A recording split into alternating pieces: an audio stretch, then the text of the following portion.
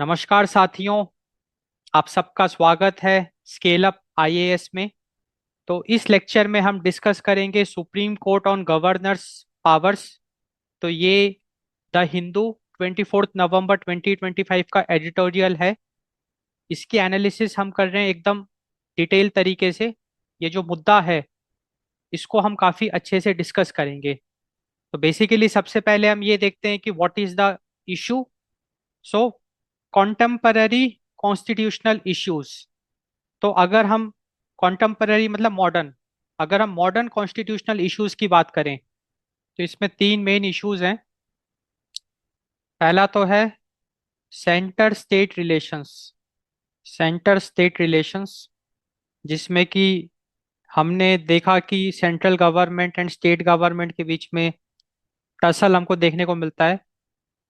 ये एक तरीके का पॉलिटिकल कॉन्फ्लिक्ट होता है जहाँ पे कि केंद्र में एक पॉलिटिकल पार्टी की सरकार है एंड अपोजिशन में एक अलग पॉलिटिकल पार्टी की सरकार जब होती है तो सेंटर स्टेट टसल हमको देखने को मिलता है। तो सेंटर स्टेट रिलेशंस हाल ही के सालों में हमने देखा कि काफी इसमें प्रॉब्लम्स इश्यूज हमने देखे। तो ये एक तरीके का मॉडर्न कॉन्स्टिट्यूशनल इशू है।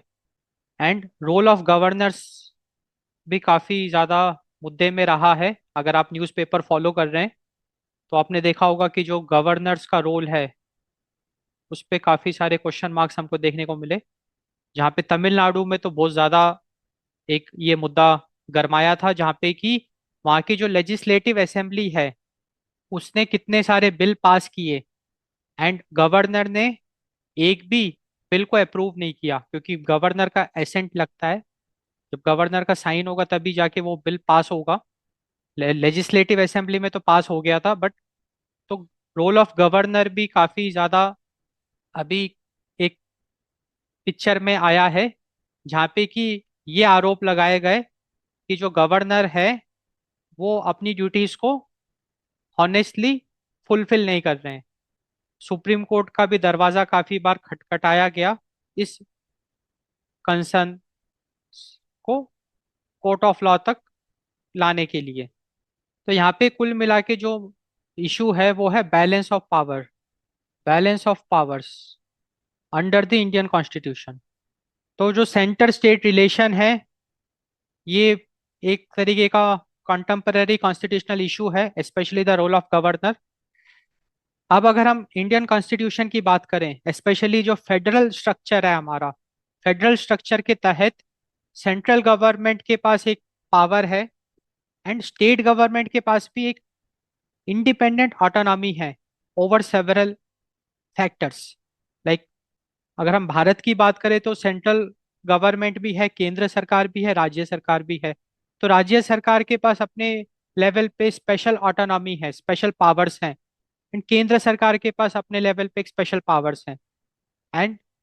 And both of them they operate independently also and they operate in harmony also. That is the beauty of federal structure. State government and central government वो independently भी ऑपरेट करती है and वो मिलके भी काम करती है। लाइक अगर कोई आपदा आ जाती है, कोई डिजास्टर आ जाता है, तो सेंट्रल गवर्नमेंट भी स्टेट गवर्नमेंट को सपोर्ट करती है वाया रिलीफ फंड्स। एंड ऐसे बहुत सारे एग्जाम्पल है जहाँ पे कि हम देखते हैं कि ये दोनों सरकारें मिलके भी काम करती है एंड इंडिपेंडेंटली भी काम करती है। अब अगर कोई स्टेट में पॉलिसी बनानी है तो उसमें स्टेट गवर्नमेंट ही तो बिल पास करेगी, या स्टेट गवर्नमेंट ही जो पॉलिसीज फ्रेम करेगी। उसमें सेंट्रल गवर्नमेंट का उतना रोल नहीं आएगा। तो सेंटर एंड स्टेट जो ये फेडरल स्ट्रक्चर है भारत का, ये काफी सेंसिटिव है, क्योंकि अगर एक ओवर पावर हो जाता है तो फिर एक तरीके का सिस्टम आपका डिस्टेबलाइज हो जाता है। लाइक अगर केंद्र में जो पॉलिटिकल पार्टी है जिसने सरकार बनाई है, अगर उसका इन्फ्लुएंस ज्यादा है, उसकी अगर बहुत ज्यादा पावर है, तो फिर इनडायरेक्टली उसका इन्फ्लुएंस एक स्टेट गवर्नमेंट में भी देखने को मिलेगा। इसका एक अच्छा एग्जांपल है इलेक्शंस। अब मान के चलिए कि अगर किसी राज्य में इलेक्शन होते हैं, अब केंद्र में भी उसी पार्टी की सरकार है और राज्य में भी वही पार्टी अभी रूल कर रही है, तो इनडायरेक्टली केंद्र सरकार इलेक्शंस के दौरान वाया फंड्स कैंपेनिंग में बहुत भारी मात्रा में पैसा इनडायरेक्टली पास कर सकती है, which can be use in election campaigning in the name of relief funds और in the name of welfare schemes, welfare policies, women welfare policies, freebies. तो हाल ही के जो बिहार का चुनाव हुआ है 2025 में, जो बिहार का भी चुनाव हुआ है, उसमें भी ये सब चीजें हमको देखने को मिली, जहाँ पे कि प्रशांत किशोर ने सीधा सीधा आरोप लगाया कि जो सेंट्रल गवर्नमेंट है उन्होंने इनडायरेक्टली बिहार स्टेट गवर्नमेंट को काफी, लाइक 40,000 करोड़ का नंबर निकल के आ रहा है, which is a very very big number. तो ये सब चीजें भी हमको देखने को मिलती है। तो कुल मिला के भारत में पॉलिटिक्स है, जहाँ पे कि भाई एक रूलिंग पार्टी है, अपोजिशन पार्टी है, हमेशा उनके बीच में टक्कर होती रहती है। तो सेंटर स्टेट रिलेशंस भी ऐसा नहीं है कि हमेशा हारमोनियस होते हैं। तो यहाँ पे बेसिकली चीज़ों को सिस्टमेटिक करने के लिए भाई इंडियन कॉन्स्टिट्यूशन में गवर्नर है, प्रेसिडेंट है, क्योंकि कुल मिला के हम बिल्कुल ये एक मान के चल सकते हैं कि डेफिनेटली जो भी चीफ मिनिस्टर होगा वो किसी पॉलिटिकल पार्टी को जरूर बिलोंग करेगा, उसका एक पॉलिटिकल एजेंडा होगा। काउंसिल ऑफ मिनिस्टर्स या कैबिनेट मिनिस्टर का एक पॉलिटिकल एजेंडा हो सकता है, even prime minister of India का भी एक पॉलिटिकल एजेंडा हो सकता है, क्योंकि भाई वो भारतीय जनता पार्टी का है या इंडियन नेशनल कांग्रेस का है, तो उसका एक पॉलिटिकल एजेंडा होगा एक। बट अगर हम प्रेसिडेंट की बात करें या गवर्नर की बात करें, तो डेफिनेटली यहाँ पे हम एक न्यूट्रलिटी एक्सपेक्ट करते हैं, हम यहाँ पे एक न्यूट्रल अनबायस्ड ओपिनियन एक्सपेक्ट करते हैं। That is the main role of governor and president, क्योंकि ये एक तरीके का बैलेंस लेके आते हैं, एक तरीके की हार्मोनी लेके आते हैं। तो कुल मिला के अगर गवर्नर एंड प्रेसिडेंट, अगर वो रबर स्टैम्प का काम करें, रबर स्टैम्प का काम करने का मतलब ये है कि वो बिना सोचे समझे, जैसा उनको एडवाइस किया गया, लाइक गवर्नर को council of ministers in the state वो एडवाइस करते हैं, एंड प्रेसिडेंट को cabinet ministers and even prime minister भी एडवाइस करते हैं, एंड गवर्नर को चीफ मिनिस्टर भी एडवाइस कर सकते हैं। तो कुल मिला के अगर वो रबर स्टैम्प का काम करेंगे, मतलब बिना अपना दिमाग लगाए या एनालाइज करे, जैसा उनको कहा गया वैसा वो अगर साइन कर दें, तो definitely it will harm democracy. So whenever governors and presidents acts like rubber stamp, it will harm the democracy.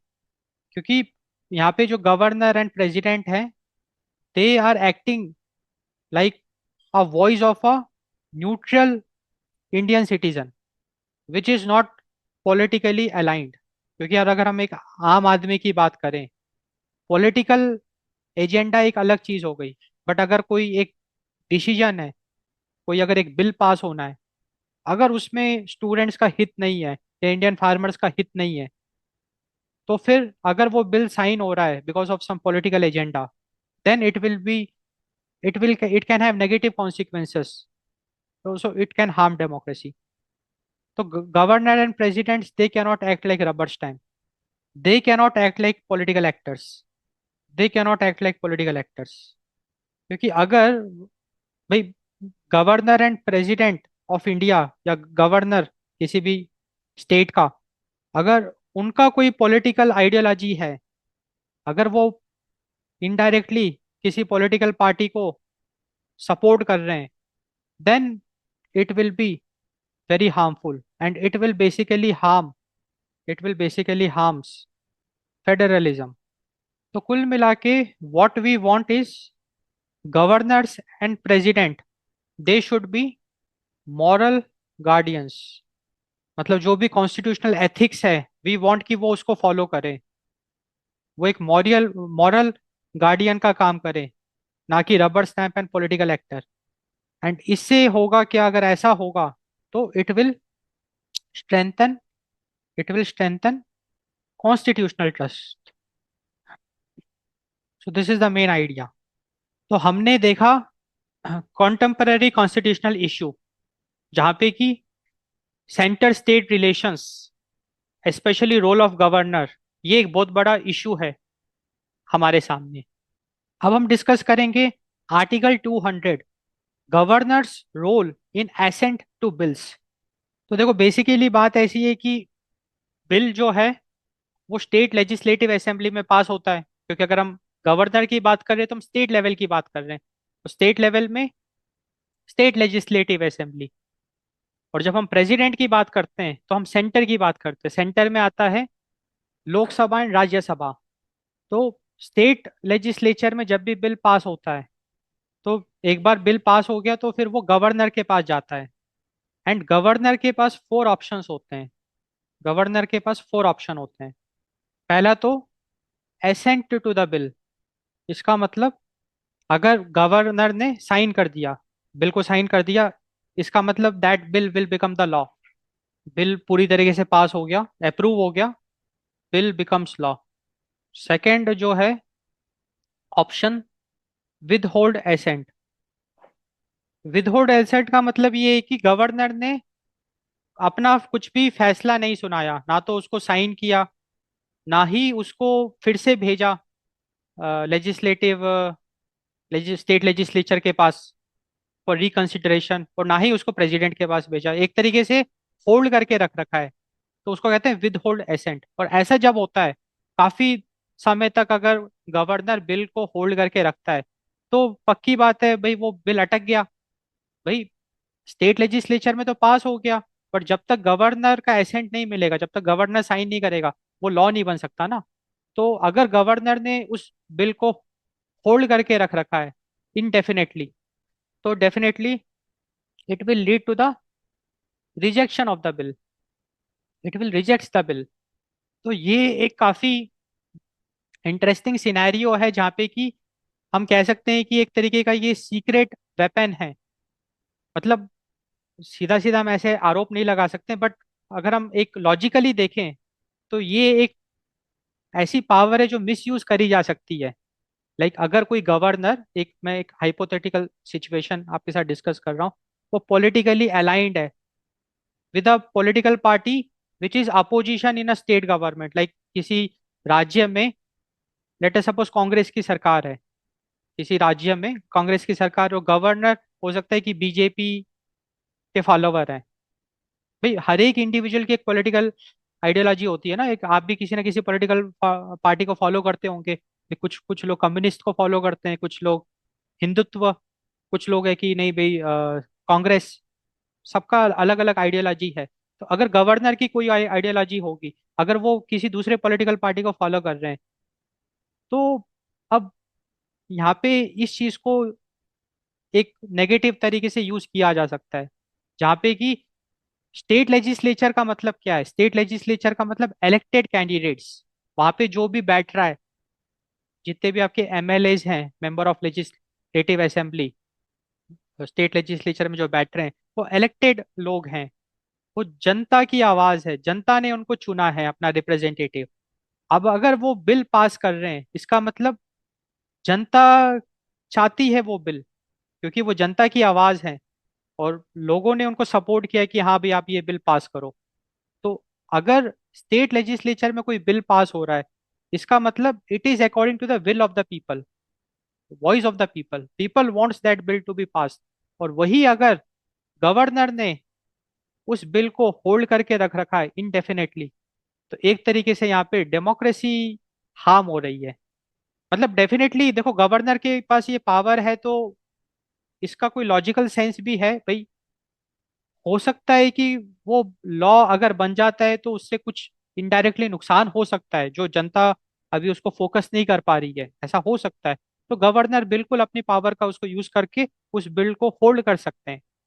तभी तो ये एक पावर दी गई है गवर्नर को। बट इसका मिसयूज भी करा जा सकता है, जो कि हाल ही में काफी हमको देखने को मिला है। खासकर तमिलनाडु में तो बहुत ज्यादा हमको ये देखने को मिला है। रोज न्यूज़पेपर में आपने जरूर ये सब देखा होगा। इसको अभी आगे हम अच्छे से डिस्कस भी करेंगे। तो तीसरा जो ऑप्शन है गवर्नर के पास, रिटर्न द बिल। भाई गवर्नर के पास बिल आया, उन्होंने उसको एनालाइज किया, एंड उनको लगा कि इसमें कुछ कमियां हैं, तो उन्होंने कुछ रिकमेंडेशन दिए। तो he will return back the bill to the state legislature. And definitely it should not be a money bill. Money bill return नहीं हो सकता है। देखो मनी बिल जो होता है ना, वो लोकसभा में पास होता है भाई, लोकसभा में उसको प्रेजेंट किया जाता है, लोकसभा में प्रेजेंट करा, फिर वो राज्यसभा में जाता है, फिर अगर एक बार प्रेसिडेंट के पास आ गया उसको रिटर्न बैक नहीं कर सकते। तो if not a money bill, तो अगर मनी बिल के अलावा अगर कोई दूसरा बिल है तो definitely it can be return back to the state legislature. तो इससे होगा क्या, रिकंसिडरेशन। तो स्टेट लेजिस्लेचर इसको फिर से रिकंसिडर करेगी। चौथा ऑप्शन है गवर्नर के पास, reserve the bill. Governor can reserve the bill. Reserve the bill मतलब reserve the bill for consideration of the president. अगर गवर्नर बिल को रिजर्व करते हैं इसका मतलब he is seeking the consideration of the president, consideration of the president. And ये basically एक constitutional provision है, article 201। Article 201 gives the governor the power to reserve the bill, wherein the bill will be sent to the President of India for consideration. तो these are the governor's role in assent to bill। अब यहाँ पे एक बहुत important बात है जो आपको ध्यान रखनी है, वो ये है कि कॉन्स्टिट्यूशनल, लाइक हमारा जो कॉन्स्टिट्यूशन है, Indian constitution, it does not specify any time limit. Constitution constitution does not specify any time limit for these actions. ये बहुत इंपॉर्टेंट बात है। लाइक गवर्नर के पास कोई टाइम लिमिट नहीं है, वो आराम से बिल को एनालाइज कर सकते हैं, महीनों लगा सकते हैं, उसके बाद जाके वो एसेंट कर सकते हैं। वो इनडेफिनेटली विद होल्ड भी कर सकते हैं। अगर गवर्नर किसी बिल को या मल्टीपल बिल्स को अगर काफी इनडेफिनेटली अगर वो होल्ड करके रख रखें, वो इलीगल नहीं है, it's legal. He can do that. Governor जब चाहे जब बिल को रिटर्न भी कर सकते हैं। Like there is no time limit for these actions. And यहीं से इशू निकल के आया, ये जो टाइम लिमिट नहीं है, यहीं से इशू निकल के आया है। And this is the issue actually. क्योंकि अभी हाल ही में several state governments, particularly Tamil Nadu, Kerala, Telangana, Punjab, इन सरकारों ने कंप्लेंट करी है कि उनके जो गवर्नर हैं उन्होंने बिल्स को इनडेफिनेटली रोक के रखा। लाइक बिल स्टेट लेजिस्लेचर में तो पास हो गए, मल्टीपल बिल्स, बट गवर्नर ने उनको अप्रूव नहीं किया, एसेंट टू द बिल नहीं हुआ। He they like governors they kept it holding indefinitely. So this was the issue. अब अगर हम इसको थोड़ा और अच्छे से एलोबरेट करें विद सम रियल एग्जांपल्स, जो कि आपके लिए इंपॉर्टेंट है एग्जाम पॉइंट ऑफ व्यू से, क्योंकि भाई आपको पता ही है जब आप आंसर राइटिंग करते हैं, अगर आप रियल एग्जाम्पल्स अगर आप मेंशन करोगे तो that will be very helpful. तो let us look at that. पहला जो है वो है तमिलनाडु की जो सरकार है, Tamil Nadu versus governor R N Ravi. इस पे आप भी ज़रूर थोड़ा सा अपने लेवल पे भी रिसर्च करना। This is a important example we are discussing. तो तमिलनाडु का जो स्टेट लेजिस्लेचर है, उन्होंने over a dozen of bill pass किया। उनका ये आरोप है कि ओवर अ डजन मतलब 12 से ज्यादा bills were pending for months. मतलब 12 से ज्यादा बिल्स को R N governor R N Ravi ने असेंट नहीं किया, they were pending. Over a dozen bills were pending for months, जिसकी वजह से ये मुद्दा काफी ज्यादा फोकस में आया। एंड ये भी देखा गया कि some returned abruptly, some bills were returned abruptly. अब जब बिल रिटर्न हुआ तो स्टेट लेजिस्लेचर ने फिर से पास किया उस बिल को रिकंसिडर करके। तो state assembly repassed the bill. And law के हिसाब से, लाइक कॉन्स्टिट्यूशन के हिसाब से, अगर बिल रीपास हो जाता है तो फिर गवर्नर को उसको एसेंट देना ही होता है। एंड उसके बावजूद भी लाइक वो बिल पहले गवर्नर के पास गया, उन्होंने उसको रिटर्न किया, फिर स्टेट असेंबली ने फिर से उस बिल को पास किया, उसके बावजूद गवर्नर ने अपना एक्शन डिले किया। Governor again delayed action. So this is the main idea. मतलब एक बहुत इंपॉर्टेंट, एक सेंसिटिव इशू हम यहाँ पे डिस्कस कर रहे हैं। इसके साथ साथ अगर आपको एक और एग्जांपल कंसिडर करना है, तो that is Kerala and Punjab. तो केरला एंड पंजाब में भी सेम चीज़ हमको देखने को मिली, मतलब सिमिलर चीज़, जहाँ पे कि ये देखने को मिला कि governors delayed bills on universities and appointments. मतलब bills related to universities and appointments, उसमें हमको डिले देखने को मिला फ्रॉम गवर्नर्स साइड। तो ये एक इशू हमको समझ में आया। तो यहीं से क्वेश्चन मार्क लग गया ऑन गवर्नर्स पावर। गवर्नर्स की जो पावर्स है उस पर एक बहुत बड़ा प्रश्न चिन्ह लगा कि ये पाया गया कि Tamil Nadu, Kerala and Punjab, mainly in state के जो गवर्नर्स थे, they kept bills holding indefinitely and not one और टू बिल्स। तमिलनाडु में तो ओवर अ डजन बिल। तो यहाँ पे एक बहुत बड़ा ये मुद्दा बन गया। अब गवर्नर्स का ये कहना है, भाई गवर्नर्स का ये पॉइंट ऑफ व्यू है कि बिल को स्क्रूटनाइज करने में टाइम लगता है। भाई उनको पहले गो थ्रू करना पड़ेगा ना, तभी तो जाके वो अपना असेंट देंगे। तो उनका ये कहना है कि इट टेक्स टाइम। तो कुल मिला के कॉन्स्टिट्यूशनल डेडलॉक यहाँ पे हमको देखने को मिला। क्योंकि अगर गवर्नर बिल को इनडेफिनेटली होल्ड करते हैं तो ये इलीगल तो है नहीं। दे कैन होल्ड इट, मतलब कॉन्स्टिट्यूशन उनको ये पावर देता है, they can hold it indefinitely. It's not illegal. तो उन पे कोई लीगल कार्रवाई नहीं करी जा सकती। So that's the idea. तो यहाँ पे कॉन्स्टिट्यूशनल डेडलॉक हमको देखने को मिला। अब ये जो भी कॉन्स्टिट्यूशनल डेडलॉक है, ये इतना ज़्यादा सीरियस हो गया कि प्रेसिडेंट, जो हमारी प्रेसिडेंट ऑफ इंडिया है, 16th प्रेसिडेंट द्रौपदी मुर्मू, इनको पिक्चर में आना पड़ा। एंड यहाँ पे कंसेप्ट आता है प्रेसिडेंशियल रेफरेंस का। Presidential reference by president Draupadi Murmu. अब ये प्रेसिडेंशियल रेफरेंस क्या होता है उसको पहले समझते हैं।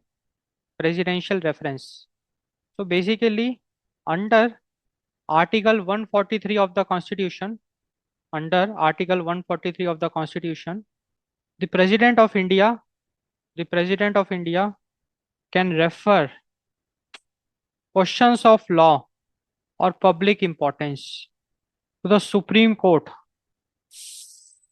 for its advisory opinion। तो बेसिकली बात ऐसी है कि जब भी क्वेश्चंस ऑफ लॉ या पब्लिक इंपॉर्टेंस की बात आती है, जैसे यहाँ पे गवर्नर्स पावर्स की बात आई, तो president of India can refer to the supreme court for its advisory opinion under the article 143 of the constitution, and that is the presidential reference. Wherein presidential reference मतलब president of India वो supreme court के पास जाती है for getting some advisory opinion on questions of law और public importance. यहाँ पे एक बहुत इंपॉर्टेंट बात है कि ये जो भी ओपिनियन होगी, ये एडवाइजरी ओपिनियन होगी सुप्रीम कोर्ट की। ये कोई बाइंडिंग नहीं होगा। लाइक सुप्रीम कोर्ट ने कुछ भी कहा, वो मतलब जरूरी नहीं है कि प्रेसिडेंट ऑफ इंडिया को फॉलो ही करना पड़ेगा। वो एक एडवाइस दे सकते हैं। So the opinion will be advisory opinion, not binding. And भाई सुप्रीम कोर्ट की जो भी ओपिनियन होगी, it will carry good constitutional weight. तो कुल मिला के बात ऐसी है कि president Draupadi Murmu in the year 2024 made the 16th presidential reference to the Supreme Court in 2024, जहाँ पे कि she was seeking clarity on how governors should act in such situations, जो कि अभी हमको काफी ज्यादा इशू देखने को मिला था। तो how governor should act, so this is the presidential reference. तो सुप्रीम कोर्ट के पास वो प्रेसिडेंशियल रेफरेंस गया, एंड 2025 में सुप्रीम कोर्ट ने अपना एडवाइजरी ओपिनियन सुनाया। तो supreme court answered the 16th presidential reference.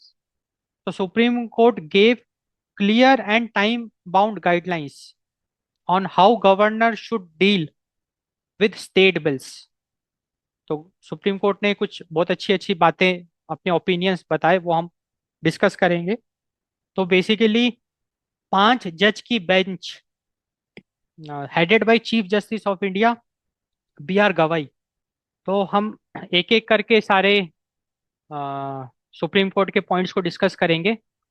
तो पहला पॉइंट है, सुप्रीम कोर्ट ने साफ साफ ये कहा, governors cannot sit indefinitely on bills। Governors cannot sit indefinitely on bills। ये बहुत बड़ी बात सुप्रीम कोर्ट ने कही है। तो उन्होंने एग्जैक्टली exactly ये कहा कि a governor cannot act as a political rival to an elected state government by indefinitely withholding bills। तो सुप्रीम कोर्ट ने साफ साफ ये कहा कि गवर्नर्स इनडेफिनेटली बिल को होल्ड नहीं कर सकते हैं, क्योंकि देखो बात ऐसी है ना कि कॉन्स्टिट्यूशन ऑफ इंडिया में हमने ऑलरेडी डिस्कस किया टाइम लिमिट नहीं है। बट यहाँ पे सुप्रीम कोर्ट ने एक बहुत इंपॉर्टेंट बात बताई है जो आपके लिए बहुत इंपॉर्टेंट है। उन्होंने ये कहा कि आर्टिकल 200 में एक फ्रेज है, एज सून एज पॉसिबल। तो सुप्रीम कोर्ट ने इस फ्रेज को एम्फसाइज किया, as soon as possible. So as soon as possible, this phrase is there in article 200। तो इसको एम्फसाइज करते हुए सुप्रीम कोर्ट ने ये कहा कि ये जो फ्रेज है, it directly implies reasonable promptness, reasonable promptness from the governor. And reasonable supreme court का इंडिकेटिवली 3 महीने, मतलब एज सच कोई हार्ड एंड फास्ट रूल नहीं है कि गवर्नर को 3 महीने के अंदर ही अपना फैसला सुनाना है। बट इनडायरेक्टली सुप्रीम कोर्ट ने ये कहा कि 3 महीने से ज्यादा का अगर डिले हो रहा है, देन गवर्नर इज क्वेश्चनेबल। हम गवर्नर से क्वेश्चन पूछ सकते हैं कि भाई व्हाट्स द मैटर। गवर्नर, क्योंकि अभी तक तो governor is not questionable also, क्योंकि कॉन्स्टिट्यूशन ऑफ इंडिया में टाइमलाइन का कोई था ही नहीं। There was no timeline for governor. But supreme court अब पिक्चर में आया, उन्होंने क्लियर किया कि आर्टिकल 200 में एज सुन एज पॉसिबल लिखा है, which implies reasonable promptness. It does not mean कि governor can keep the bill holding indefinitely. तो यहाँ पे एक बहुत बड़ा दरवाजा खुल गया कि अब अगर कोई गवर्नर ने 1 साल तक बिल को होल्ड करके रख रखा है, विद होल्ड, या 6 महीने तक, ही इज क्वेश्चनेबल। हम उनसे क्वेश्चन पूछ सकते हैं, we can seek the reasons why is it so. And अगर इनडेफिनेट डिले हो रहा है, so indefinite delay, it violates its violates the spirit of federalism and democracy. It violates the spirit of federalism and democracy. सीधी बात है, बिल्कुल सही बात है ये। तो सुप्रीम कोर्ट ने साफ साफ ये कहा। तो यहाँ पे एक काफी इंटरेस्टिंग चीज हम डिस्कस करते हैं here. We are talking about letter versus spirit of constitution. Like letter of constitution versus spirit of constitution की हम यहाँ पे बात कर रहे हैं। We are talking about letter of constitution versus spirit of constitution. इसका क्या मतलब है समझते हैं। देखो, लेटर ऑफ कॉन्स्टिट्यूशन का मतलब है कि कॉन्स्टिट्यूशन में क्या लिखा है, रूल्स। अब letter of the law, letter of the constitution में साफ साफ लिखा है कि governors cannot be told by court exactly how fast to work. भाई, कोर्ट ऑफ लॉ कभी भी गवर्नर या प्रेसिडेंट को ये नहीं कह सकता कि आपको कितनी देर में काम कंप्लीट करना है, या वो कोई टाइम स्पेसिफाई नहीं कर सकता है। Governors and president cannot be told by courts exactly how fast to work, that is not there. Courts cannot impose deadlines that the constitution does not mention. अब लेटर ऑफ कॉन्स्टिट्यूशन में कोई भी timeline mention नहीं है। अब court के पास इतनी power नहीं है कि वो टाइमलाइन अपने से स्पेसिफाई कर दे। तो that is the letter of the law. And इसीलिए कोर्ट ने कोई रूल नहीं बनाया कि 3 महीने के अंदर ही रूल पास करना है, मतलब गवर्नर को अपना फैसला सुनाना है। अगर वो गवर्नर 3 महीने से ज्यादा भी लेता है तो भी वो लीगली सेफ है, लीगली कोई कार्रवाई नहीं कर सकते। बट ये है कि ही विल बी क्वेश्चनेबल। तो यहाँ पे बात आती है स्पिरिट ऑफ कॉन्स्टिट्यूशन। तो यहाँ पे डेफिनेटली जुडिशरी के पास भी एक कुछ लिमिटेशंस थी, like court of, like supreme court भी ऐसा रूल नहीं बना सकता कि वो टाइमलाइन इम्पोज कर दे, या वो सुप्रीम कोर्ट के पास भी इतनी पावर नहीं है कि वो गवर्नर या प्रेसिडेंट को ये कह दे कि भाई आपको कब तक काम कंप्लीट करना है। बट स्पिरिट ऑफ कॉन्स्टिट्यूशन की अगर हम बात करें, जहाँ पे कि हम देख रहे थे कि indefinite delay, it was violating the spirit of democracy and federalism, to safeguard that, क्योंकि supreme court is all about safeguarding to spirit of constitution के तहत सुप्रीम कोर्ट ने एक बहुत बड़ा दरवाजा खोल दिया। उन्होंने साफ साफ ये स्पेसिफाई कर दिया, उन्होंने कह दिया कि governors cannot exploit the lack of deadlines to stall legislation. Unreasonable delay equals constitutional impropriety. Courts can intervene if delay becomes unconstitutional. ये बहुत बड़ी बात सुप्रीम कोर्ट ने कह दी कि अगर डिले बहुत ज्यादा हो रहा है, 3 महीने से ज्यादा, मतलब एक, हमको लग रहा है कि इलॉजिकल डिले है, तो डेफिनेटली सुप्रीम कोर्ट पिक्चर में आ सकता है। It can intervene. So therefore कुल मिला के कंक्लूजन यही है कि governors must act within a reasonable time frame. अब गवर्नर्स बिल को होल्ड करके नहीं रख सकते indefinitely, they are questionable, and उनको रीजनेबल टाइम फ्रेम में अपना फैसला सुनाना होगा। या तो बिल को रिजेक्ट कर दो, रिजेक्ट भी क्या, वो फिर बिल को आप फिर से उनको भेज दो। भाई, अगर गवर्नर को लगता है कि कुछ कमियां है तो they he can send it for reconsideration to the state legislature, या फिर he can reserve the bill so that president of India can act on it. तो उनको फैसला within a reasonable time लेना होगा।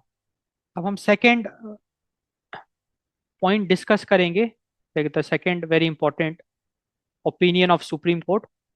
If the bill is returned, मतलब अगर गवर्नर ने बिल को रिटर्न कर दिया, if the bill is return and repassed, and वो बिल स्टेट लेजिस्लेचर में फिर से पास हो गया। भाई, गवर्नर ने रिटर्न किया, स्टेट लेजिस्लेचर ने उस बिल को फिर से रीपास कर दिया विद और विदाउट अमेंडमेंट्स। मतलब स्टेट लेजिस्लेचर में हो सकता है कुछ चेंजेस करे हो बिल में, अमेंडमेंट्स, या फिर जैसा पहले था वैसे ही फिर से उन्होंने पास, मतलब गवर्नर की जो भी एडवाइस थी उसको फॉलो किया, अमेंडमेंट किया, या फिर गवर्नर की एडवाइस को भी कंसिडर नहीं किया, लाइक विदाउट अमेंडमेंट्स। तो if the state legislature repass the bill with और without amendments, then in that scenario governor must assent. फिर गवर्नर को उस बिल को अप्रूव करना ही पड़ेगा, there is no other choice, governor must assent. ये भी सुप्रीम कोर्ट ने इस चीज को अपना ओपिनियन दिया। तो कुल मिला के बेसिकली सुप्रीम कोर्ट ने ना आर्टिकल 202 की बात कर दी, लाइक आर्टिकल 200 क्लॉज 2। इसमें साफ साफ लिखा हुआ है, इसमें साफ साफ लिखा हुआ है, the governor shall not withhold assent therefrom. मतलब अगर कोई बिल रीपास हो गया विद और without amendment, governor has to assent it, मतलब वो विदहोल्ड एसेंट नहीं कर सकता है governor. So he, governor cannot withhold or return the bill second time, that is not possible। अगर गवर्नर ऐसा करता है then it will be illegal. तो बेसिकली सुप्रीम कोर्ट ने एकदम क्लियर कर दिया ये बात। तो अगर मान के चलिए कि किसी स्टेट लेजिस्लेचर में बिल पास हुआ, गवर्नर ने फर्स्ट टाइम उसको अप्रूव नहीं किया, एसेंट नहीं किया, रिकंसिडरेशन के लिए भेजा, सेकेंड टाइम गवर्नर के पास बिल आया, पास हो गया बिल, अब गवर्नर को उसको एसेंट देना ही होगा। तो ये सुप्रीम कोर्ट ने एकदम क्लियर कर दिया। और यहाँ से हमको एक बहुत इंपॉर्टेंट बात पता चली, यहाँ से हमको बात पता चली एक बहुत इंपॉर्टेंट, जो सुप्रीम कोर्ट ने अपने ओपिनियन में एकदम क्लियर कर दिया, that is primacy of the elected legislature. Primacy of the elected legislature, मतलब कि जो स्टेट लेजिस्लेचर है, it is more important, more powerful, primacy of the elected legislature over the nominal head which is the governor. क्योंकि कुल मिला के देखो ये बात बिल्कुल लॉजिकल भी है। स्टेट लेजिस्लेचर हमने ऑलरेडी देखा, ये जनता की आवाज है, क्योंकि यहाँ पे जितने भी आपके मेंबर्स हैं वो इलेक्टेड रिप्रेजेंटेटिव है, उन्होंने चुनाव जीत के वो आए हैं वहाँ पे। तो जनता का सपोर्ट उनके साथ है, तो वो एक तरीके की they are the voice of the people, and governor is one individual. So how can governor be more powerful than elected legislature, that's not possible. और यहाँ पे ये साफ साफ सुप्रीम कोर्ट ने क्लियर कर दिया कि अगर बिल पास हुआ है, इसका मतलब जो इलेक्टेड रिप्रेजेंटेटिव्स हैं उन्होंने अपना वोट उस बिल को दिया है, अपना सपोर्ट उस बिल को दिया है। इसका मतलब इलेक्टेड इलेक्टेड रिप्रेजेंटेटिव का मतलब क्या है? Voice of the people. People चाहते हैं कि वो बिल पास हो।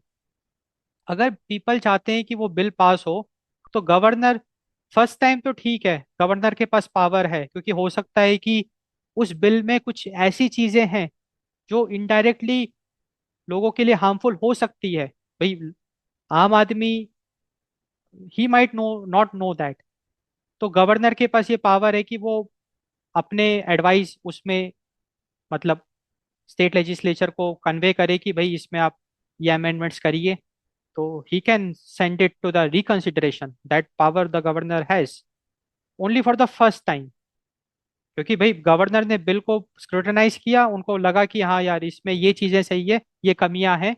स्टेट लेजिस्लेचर के पास बिल पास किया, मतलब उनको रिकंसिडरेशन के लिए दिया।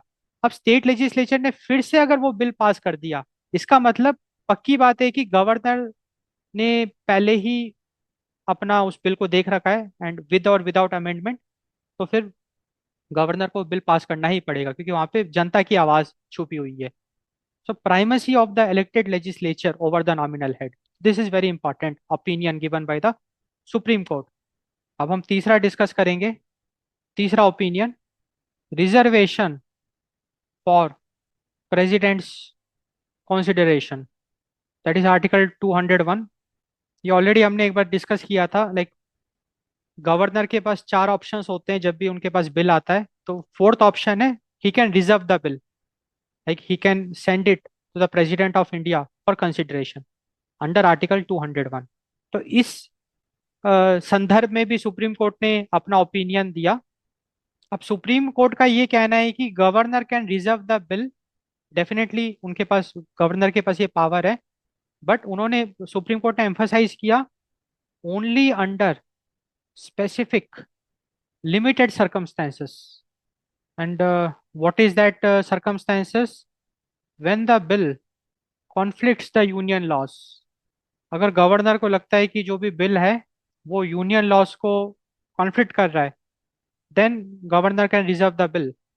और if the bill affects national interest, federal structure और constitutional provisions, in this scenarios only the governor can reserve the bill.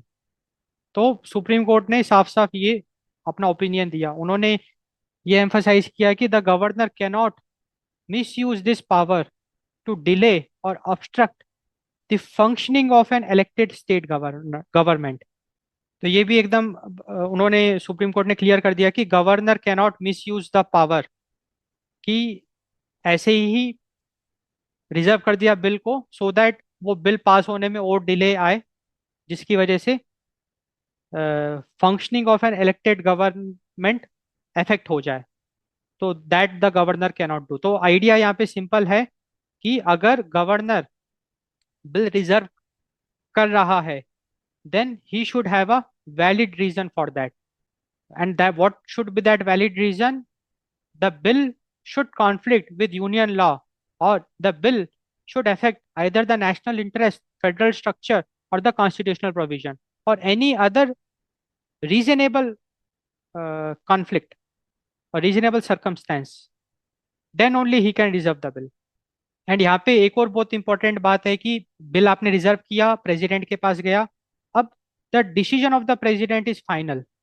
अब प्रेसिडेंट अपना फैसला सुनाएंगे over that bill. So president's decision is final, and president जो भी decision लेंगे, definitely it will be, like he should consult on the advice of union council of ministers. So president should act on the advice of union council of ministers. अब हम discuss करेंगे fourth. Supreme court ने ये कहा है कि जो governor है, governor's role is ceremonial, not political. ये भी बहुत एक इंपॉर्टेंट बात है। So governor's role is ceremonial, not political. So governor is a constitutional head, not a parallel authority. तो बेसिकली गवर्नर के पास कोई अथॉरिटी नहीं होती है। देखो, मेन जो पावर है वो तो चीफ मिनिस्टर के पास है एंड काउंसिल ऑफ मिनिस्टर्स के पास है। Governor cannot interfere in day to day administrative task.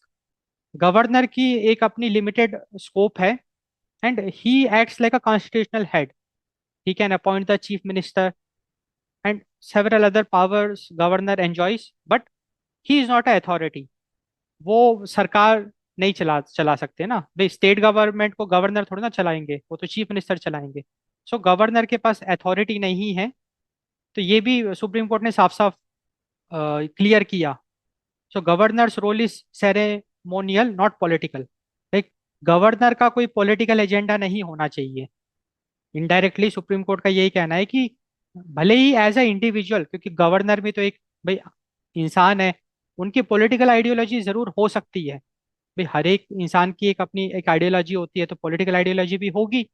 But उनका जब when he is a governor, he is in the office, then he should keep aside all his political ideology and उनको अपना जो भी duty है वो निभाना है। एंड जो भी गवर्नर है, he should act on the advice of chief minister and council of ministers. The council of ministers headed by the chief minister.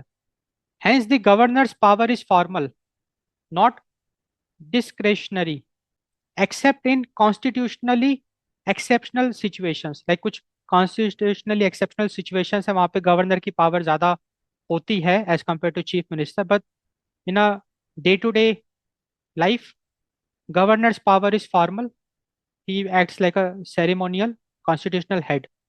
तो ये भी एक सुप्रीम कोर्ट ने क्लियर कर दिया। एंड फिफ्थ बहुत इंपॉर्टेंट ओपिनियन सुप्रीम कोर्ट का। So supreme court talked about constitutional morality and federalism. तो देखो, बात ऐसी है ना कि अगर हम फेडरल स्ट्रक्चर की बात करें, हमने स्टार्टिंग में ही देखा था कि काफी सेंसिटिव है। सेंसिटिव ऐसे है कि लॉ का मिसयूज किया जा सकता है। लाइक अगर कोई गवर्नमेंट, भाई सेंटर गवर्नमेंट है, अगर किसी स्टेट का गवर्नर उससे इन्फ्लुएंस है, तो फिर वो फंक्शनिंग को अफेक्ट कर सकता है। लाइक बिल को विद होल्ड करके रख लिया। मैं एक एग्जांपल आपके साथ डिस्कस कर रहा हूँ। तो कुल मिला के जो फेडरल स्ट्रक्चर है वो आपका डिस्टेबलाइज हो सकता है। तो मतलब लीगली फेडरल स्ट्रक्चर को डिस्टेबलाइज किया जा सकता है। There are some loopholes in the system. तो सुप्रीम कोर्ट का यही कहना है कि यहाँ पे कंसेप्ट आता है कॉन्स्टिट्यूशनल मोरालिटी का, जिसको हम अच्छे से डिस्कस करेंगे आगे, कॉन्स्टिट्यूशनल मोरालिटी को। तो सुप्रीम कोर्ट का ये कहना है कि कॉन्स्टिट्यूशनल मोरालिटी की मदद से हम फेडरल स्ट्रक्चर को स्टेबलाइज कर सकते हैं। तो the court emphasise the governor must uphold constitutional morality, not political partisanship. तो यहाँ पे सुप्रीम कोर्ट ने कॉन्स्टिट्यूशनल मोरालिटी पे फोकस किया, एम्फसाइज किया।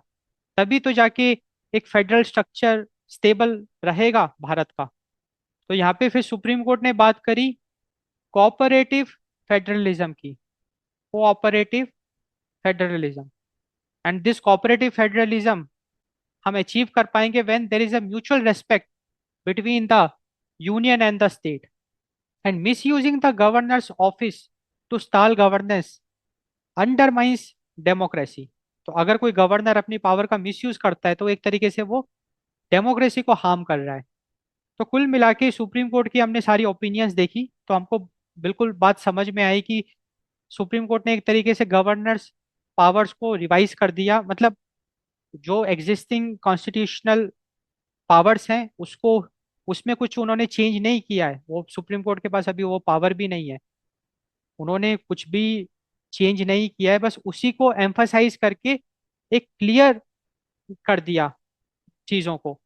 जहाँ पे इनडिफिनिट डिले पे अगर कोई विद होल्ड कर, अगर गवर्नर किसी बिल को इनडेफिनेटली विद होल्ड करके रख रहा है, तो पहले क्या था, it was okay, but now he is questionable. अब हम उनसे प्रश्न पूछ सकते हैं, ही इज आंसरेबल, इसको आंसर करना पड़ेगा Y is it so.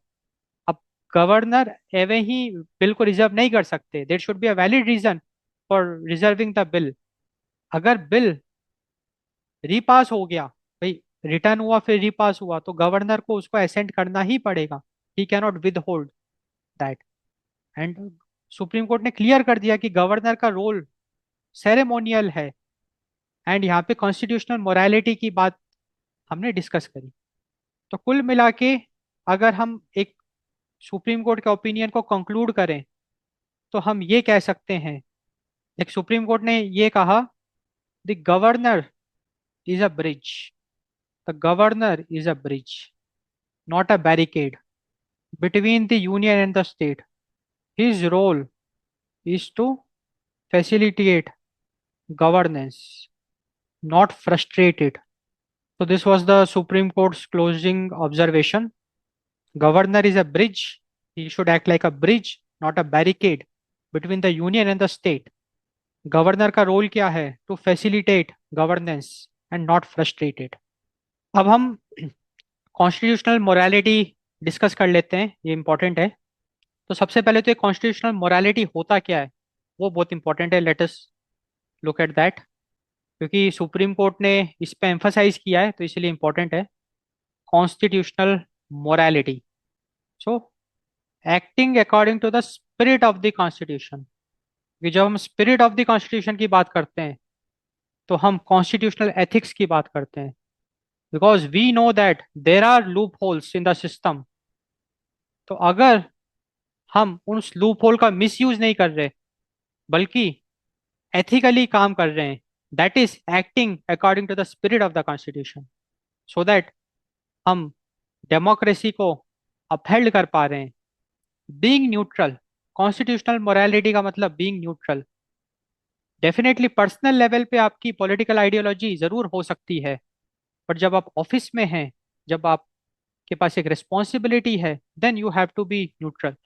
So constitutional morality means being neutral, protecting democratic principles, protecting democratic principles, democratic principles को प्रोटेक्ट करना, सेफ गार्ड करना, दैट इज कॉन्स्टिट्यूशनल मोरालिटी।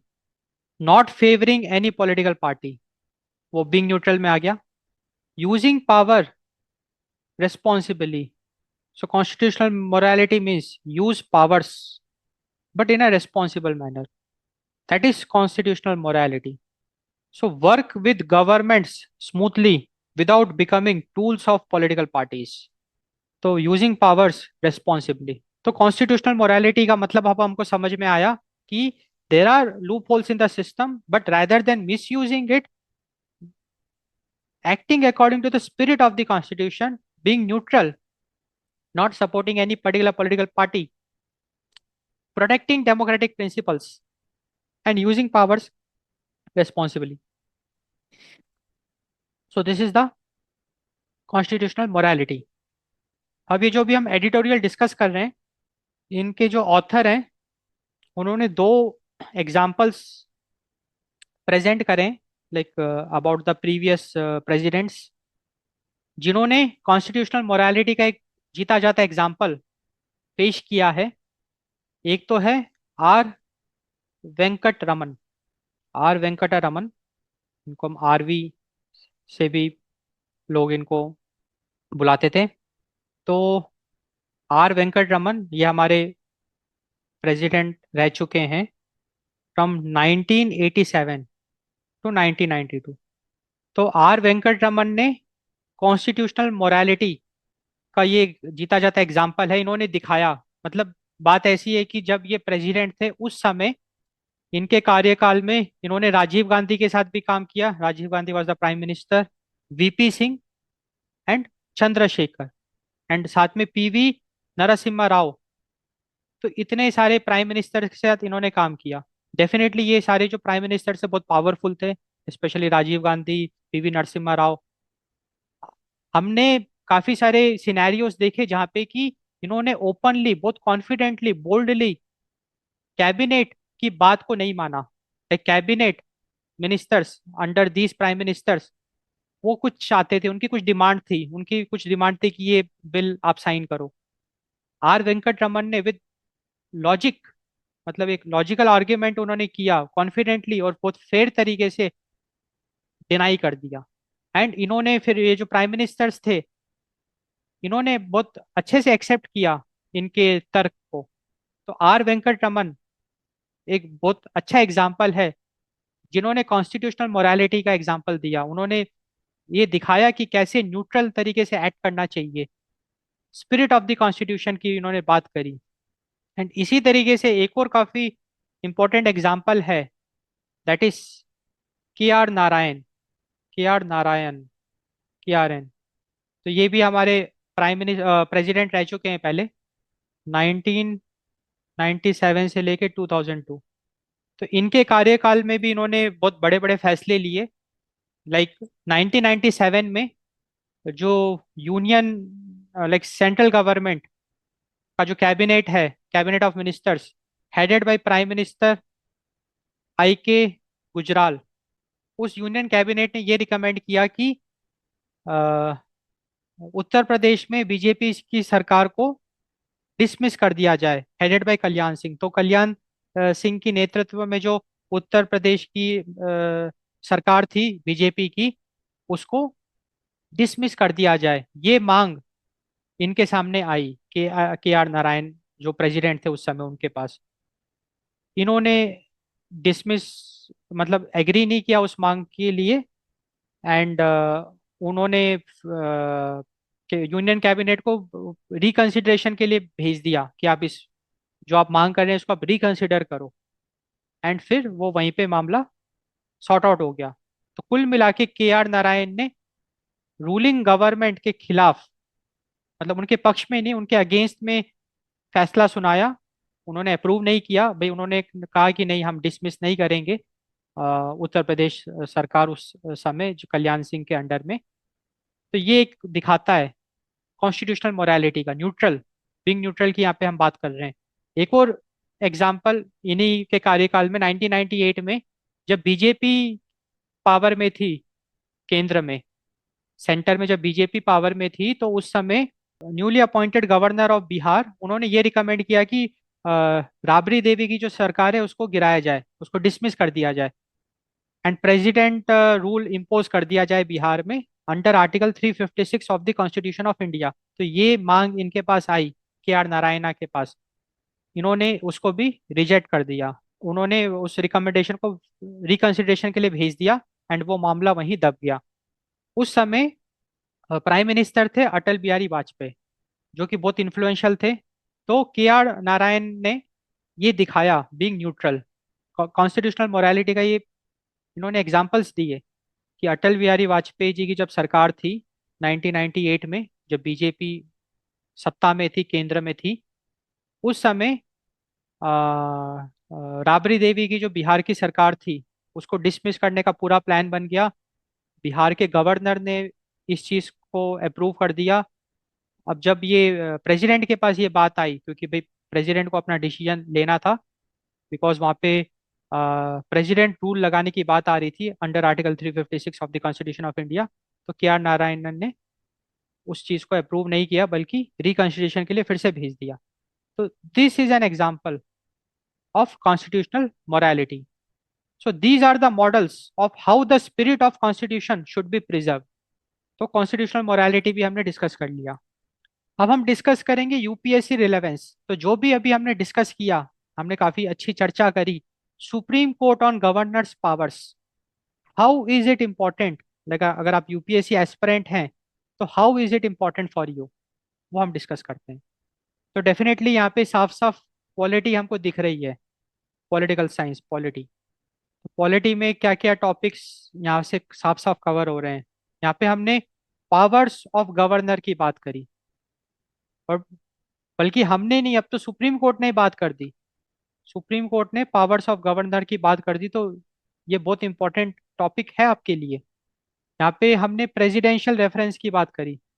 तो these are very very important topics for you. Presidential reference which is article 143, federalism, centre state relations, constitutional morality. These are like very important topics which we have covered in this lecture. Judicial review limits. एक तरीके से यहाँ पे supreme court ने judicial review ही किया है, and limits में हमको समझ में आया कि सुप्रीम कोर्ट ने लेटर ऑफ द कॉन्स्टिट्यूशन, जो एग्जिस्टिंग लॉज हैं उसके साथ बिल्कुल भी छेड़छाड़ नहीं करी, उसको चेंज नहीं किया, बल्कि एक यहाँ पे स्पिरिट ऑफ द कॉन्स्टिट्यूशन की बात आई, एम्फसाइज किया ऑन सम स्पेशल पॉइंट्स। तो यहाँ पॉलिटी हो गया। फिर governance and ethics point of view से भी ये लेक्चर काफी इंपॉर्टेंट है, जहाँ पे कि हमने कुछ अच्छे टॉपिक्स यहाँ पे कवर किए। तो यहाँ पे एथिक्स की साफ साफ बात आ रही है, role of high constitutional officers, moral responsibility in decision making. तो साथियों, फाइनली हम लोगों ने ये लेक्चर कंप्लीट कर लिया। आई होप आपको काफ़ी अच्छे इंसाइट्स मिले होंगे। So do like this video, subscribe this YouTube channel scale up IAS, and share it in your circle. Thanks for watching. Thanks for your time.